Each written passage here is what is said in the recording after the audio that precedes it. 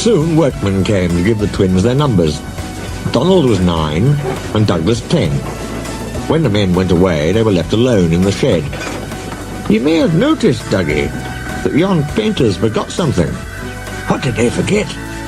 They painted braw new numbers on our tenders, but they put none on us.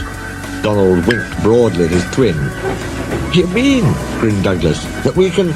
Just that, chuckled Donald. Who'd you wished? Here's the inspector. No 9 and 10, smiled the inspector. Here's Duck. He'll show you round before you start work.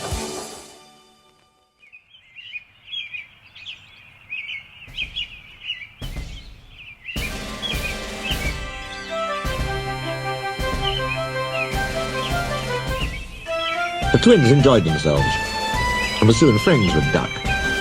They didn't mind what they did. They tackled goods trains and coaches easily. For once the twins had shunted them, trucks knew better than to try any tricks. We like it fine here, said Donald. That's good, smiled Duck. But take my tip. Watch out for Gordon, Henry and James. They're sure to try some nonsense.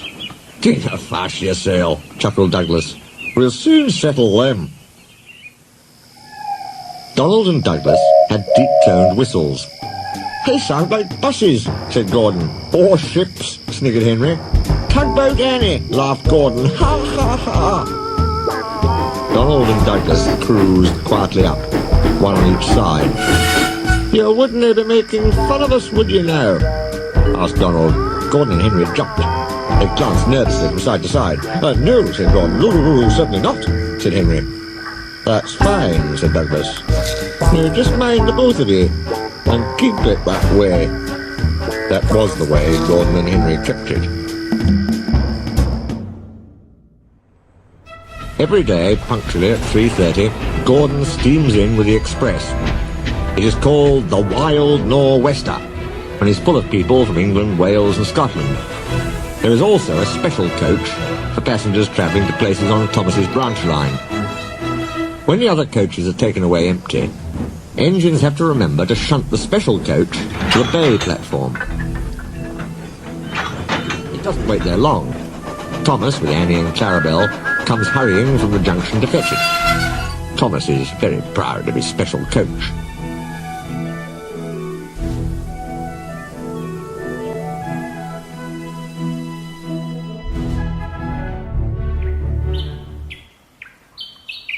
One afternoon, Douglas helped Duck in the yard, while Donald waited to take a goods train to the other end of the line.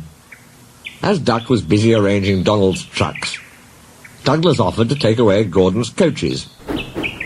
Douglas was enjoying himself when an awful thought struck him. I hope the fat controller doesn't find out I shouldn't be here. I couldn't abide going back. He worried so much over this that he forgot about Thomas's special coach. He pushed it with the others into the carriage siding, then ambled along to join Donald at the water column. As he went, Thomas scampered by, whistling cheerfully. Soon Thomas came fussing. Where's my coach? Coach? Asked Donald. What coach? My special coach that Gordon brings for me. It's gone. I must find it. He bustled away. Lost sakes, said Douglas. I'm on a stowed the special coach with the others. You see that? Exclaimed Donald's driver. A mob of angry passengers erupted from the siding. They're complaining to the fat controller. He'll be coming here next. Now listen, said Douglas's driver. We'll change tenders. Then I'll wire with ye, Donald, and take yon goods. Dinna fash about us. Quick now, do as I say. The fat controller and 3 passengers walked towards them. But Donald, with Douglas's tender, number 10, was out and away with the goods before they came near. Douglas and his driver waited with innocent expressions. Ah, said the fat controller, number 9. And why have you not taken the goods? My tender is a wire, sir. The driver showed him the tender, still uncoupled. I see. Some defect, no doubt. Tell me, why did number 10 leave so quickly? Maybe, sir, put in Douglas, he saw you coming and thought he was late. Said the fat controller. He turned to the passengers. Here, gentlemen, are the facts. Number 10 has been shunting the yard. Your coach disappeared. We investigate.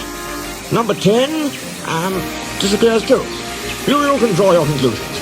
Please accept my apologies. The matter will be investigated. Good afternoon, gentlemen. The Fat Controller watched them till they climbed the station ramp. His shoulders twitched. He wiped his eyes. Douglas wondered if he was crying. He wasn't. He swung round suddenly. Douglas, he rapped. Why are you masquerading with Donald's tender?